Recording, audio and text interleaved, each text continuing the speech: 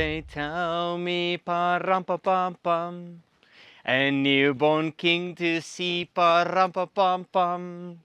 Gemeente, hierdie week is dit ons Kersongdiens. Ons is baie opgewonde om saam met julle hierdie pragtige tyding van Jesus se koms na hierdie aarde en sy geboorte in Bethlehem te vier hierdie week. Ons gaan 'n besondere, unieke approach doen hierdie jaar. Ons gaan die Kersfees storie vertel uit 'n ander hoek uit. Ons gaan kyk na koninkryk. Julle sal onthou, hierdie maand kyk ons na koninkryk en ons fokus op die koninkryk van God. So ons gaan begin by die koninkryk wat gevestig is. Ons gaan kyk na die koninkryk wat verlore is in Genesis 3.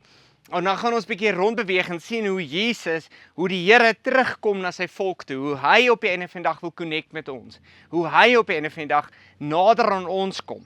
En dan gaan ons sien hoe hy voorspel word, hoe die een Messias voorspel word, die Messias wat verwag word, voorspel word.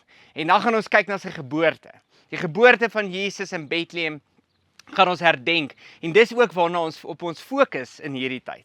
En dan gaan ons kyk na hoe hy op die einde van die dag die koning is wat aan die kruis oorwin, die oorwinnaar is, wat opstaan uit die dood, uit fisies opstaan, hemel toe vaar, in die regterhand van God sit, en as die koning regeer vir ewig.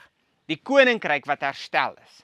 So kom hierdie week, kom geniet dit saam met ons, kom journey saam met ons deur die woord, om die koninkryk beginsel van die woord te kom vasvat, om 'n verskil te kom maak, en te kom wys, hoe op die einde van die dag Jesus die groot verskil is. Hoe hy die een is waar alles gaan. En hy die een is wat in Bethlehem gebore word. Ek sien julle Sondag daar. Come, they tell me, pa-ram-pa-pam-pam, a newborn king to see, pa-ram-pam-pam-pam. Sien julle daar, Sondag.